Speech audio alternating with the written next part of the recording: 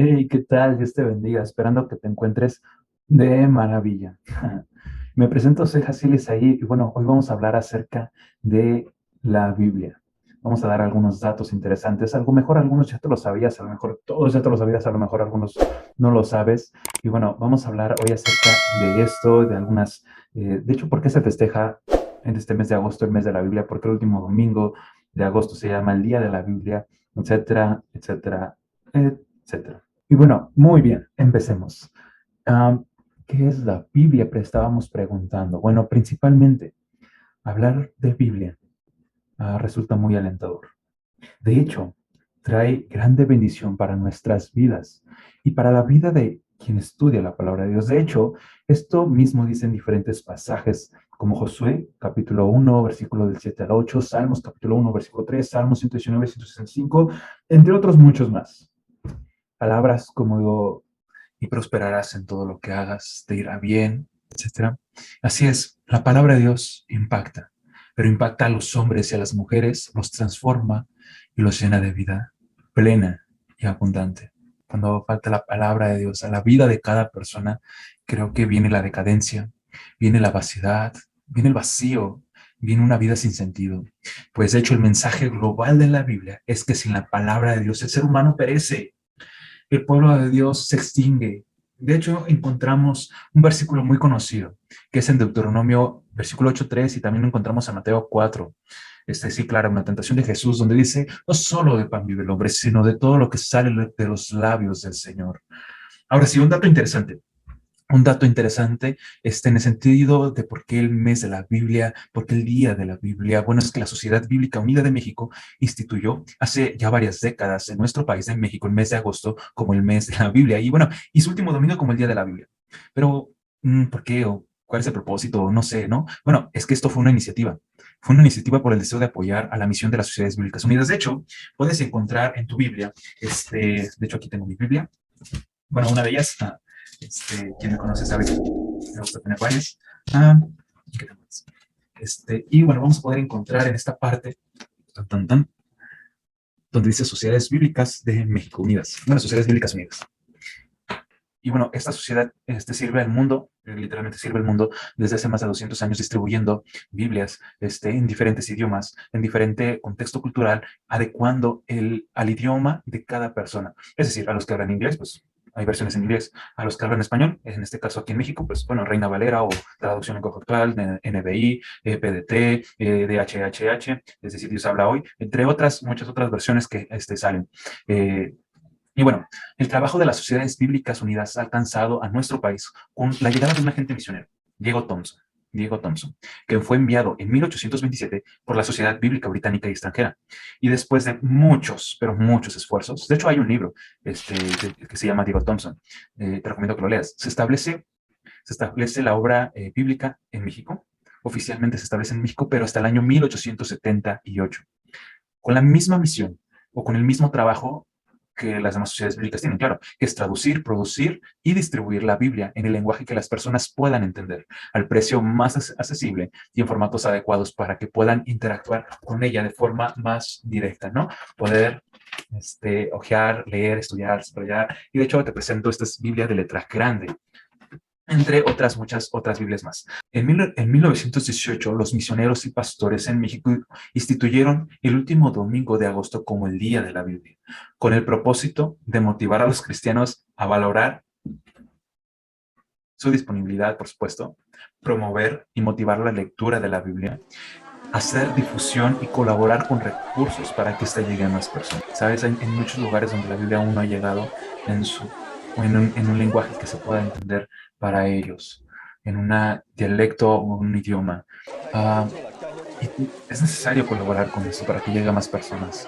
Y es por eso por lo que décadas después se extendió esta iniciativa para usar todo el mes de agosto como el mes de la Biblia. Bueno, dejando esto a un lado, esto fue una breve historia acerca de por qué el mes de la Biblia festejamos o por qué se le llama mes de la Biblia, porque el último domingo lo decimos como el día de la Biblia. Esto fue un breve resumen acerca de eso. Pero de seguro, ya pasando sobre otras características de la Biblia. De seguro has escuchado acerca de esto de la Biblia. Y digo, te aseguro porque, pues vaya, estos son los datos como que más concurridos que se han mencionado, ¿no? Ah, bien, primero, la palabra Biblia viene del griego biblion, que significa libro, que esta a su vez se deriva de biblios, que significa rollo de papiro. Bueno, esto se menciona porque al final de cuentas la Biblia es un conjunto de diferentes libros escrito en papiro. Fácil, ¿no? Dos, la Biblia está escrita en diferentes idiomas, como es el hebreo, el arameo y el griego. Y claro, bajo la influencia cultural, económica, social, política, etcétera, de esos tiempos determinados. Pues, ¿sabes? Ah, Dios habla en tiempos específicos y a través de todo esto Dios se manifiesta. Bueno, en un momento explicaré más esta idea. La Biblia, de tal modo, está compuesta de 66 libros, que se dividen en el Antiguo y en el Nuevo Testamento. En el Antiguo Testamento tú sabes que está compuesto por 39 libros, al menos la Biblia cristiana. Si hablamos de la Biblia católica, por ejemplo, está compuesto por más libros. Pero bueno, ahorita voy a explicar un poquito acerca de esta parte, porque los cristianos evangélicos consideramos la Biblia, el Antiguo Testamento, solamente 39 libros. Pero bueno, estos libros en el Antiguo Testamento se escribieron en el idioma hebreo, en su mayoría, y algunos escritos en arameo. Y en el Nuevo Testamento está compuesto por 27 libros, que está escrito en su mayoría en griego. Y estos libros escritos en papiro, conocemos que son inspirados por Dios, o mejor dicho, la inspiración es el proceso por el cual Dios, por medio del Espíritu Santo, permite discernir los acontecimientos revelatorios desde la fe y plasmarlos textualmente con ciertas estrategias narrativas para la fe. Esto es por el pastor Ezra Viveros Soto, que intervinieron tres factores muy importantes, que son el divino, el humano y el tiempo.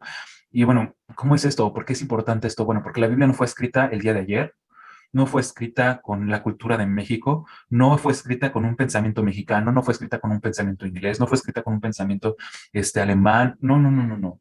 Fue escrito en diferentes culturas, en diferentes tiempos. Y no puedo decir que hace más de 2000 años, porque en realidad, vaya, hablar de Biblia y hablar de cuándo se escribió, pues vaya, tan solo con decirte, y esto ya va en cuestión de los cristianos, porque sabemos que la Septuaginta ya es una traducción de la Biblia que ya había sido considerada desde antes de que el Señor Jesús viniera. De hecho, se cree que el Señor Jesús utiliza la versión Septuaginta para muchas cuestiones de explicar pasajes del Antiguo Testamento y demás, pero ah, menciono esto porque hasta la iglesia primitiva, después de que Jesús asciende al cielo, um, y aún después de la destrucción del templo de Jerusalén, es decir, después del año 70 después de Cristo, fue entonces que el Antiguo Testamento se canonizó, distinguiendo, y bueno, esa es una de las características, ¿no? Pero fue hasta entonces que se distinguió el Antiguo Testamento, diciendo, estos son los libros inspirados, y solamente estoy hablando del Antiguo Testamento.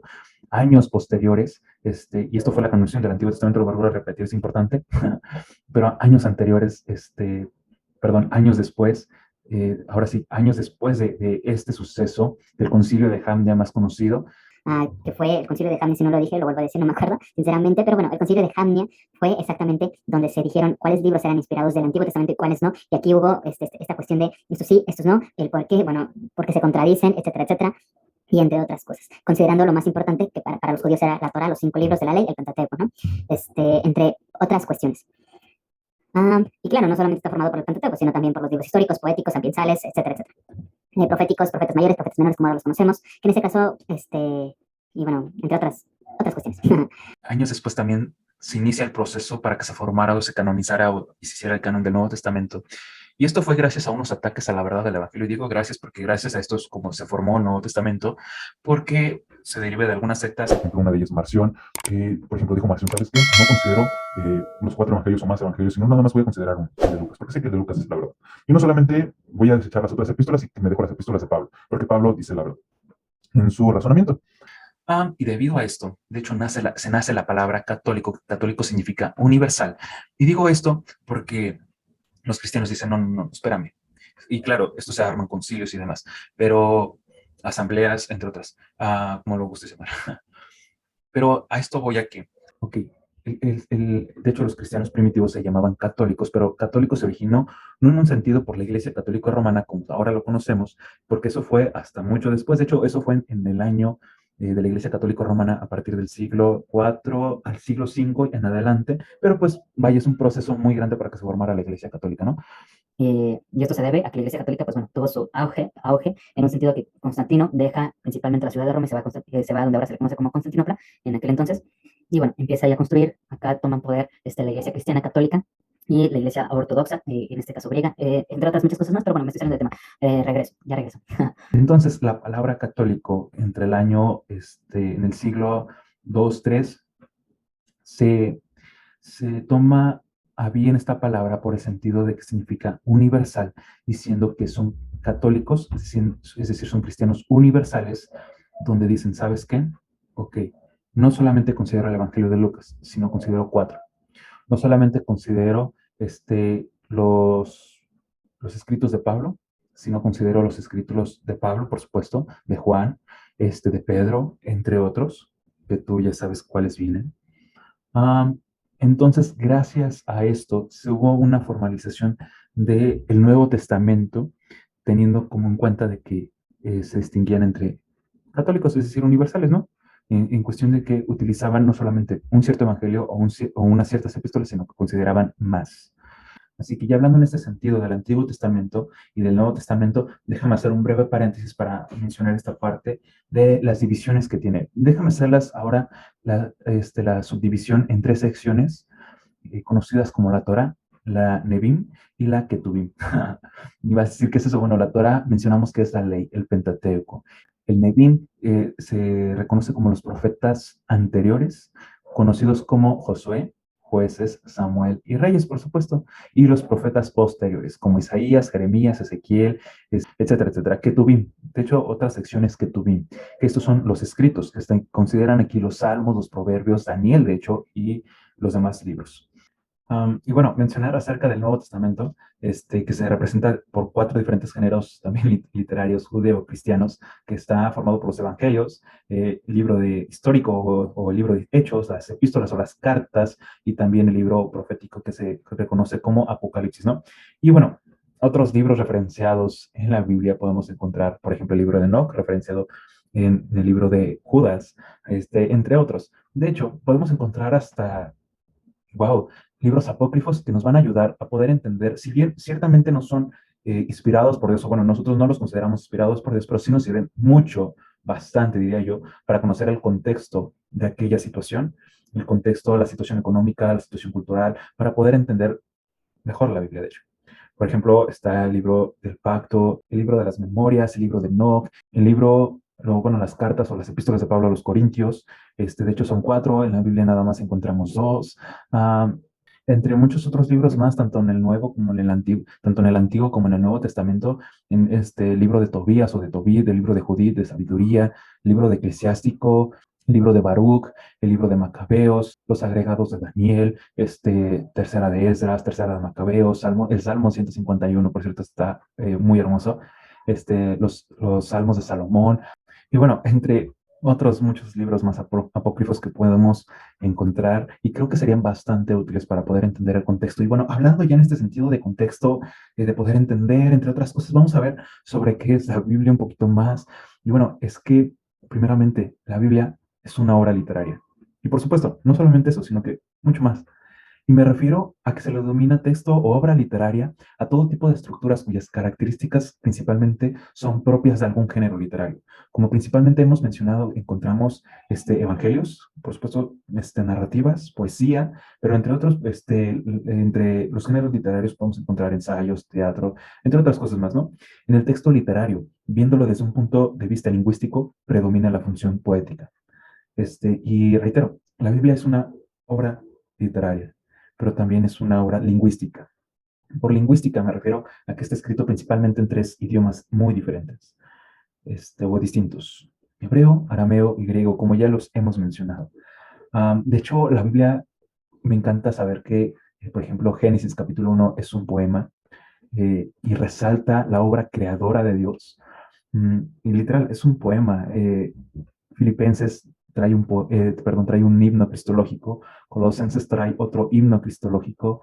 Podemos encontrar, de hecho, diferentes himnos cristológicos en el Nuevo Testamento. Podemos encontrar himnos en el Antiguo. Algunos son conocidos, otros no. Encontrar hasta una fábula en el Antiguo Testamento. Este, entre muchas otras cosas que podemos encontrar.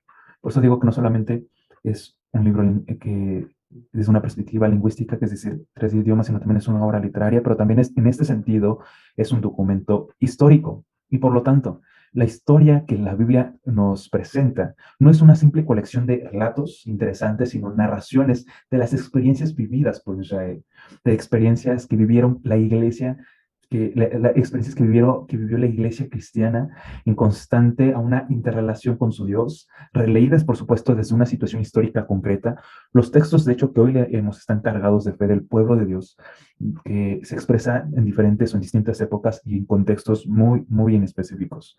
Además, hay que entender que la Biblia, como es un documento histórico y por ser un documento del pasado, es necesario acercarse a su estudio tomando en consideración no solo su contexto literario, lingüístico, histórico, sino también en su contexto social y cultural, porque estamos hablando de diferentes culturas, diferente tipo de sociedades, donde vamos a encontrar maravillas increíbles acerca de todo esto. Es necesario entender que la Biblia, desde la perspectiva cultural, esta perspectiva usa modelos antropológicos, por supuesto, y esto es para captar el significado del texto en relación con los contextos culturales con los que fueron originalmente proclamados. Es decir, los textos que originalmente fueron proclamados en Babilonia, en Persa, en la tierra de Canaán, en la tierra de Mesopotamia, en la tierra de Egipto, no sé, vaya, en diferentes culturas que fueron proclamados. Por lo tanto, ha de entenderse que se escribió en diferentes épocas, en diferentes lugares geográficos, con diferentes costumbres, leyes, ritos, creencias, leyendas, emociones, etcétera. De hecho, hay que tomar en cuenta que de las tres religiones con las que Israel tuvo cierta relación, es decir, la cananita, la egipcia y la mesopotámica, la cananita ocupa el primer lugar. Con esta religión cananita, Israel interactúa cotidianamente. Y de hecho podemos encontrar mucho de la vida cultural y religiosa de Israel en esto. Pero además de todo esto, creo que la Biblia se debe estudiar seriamente.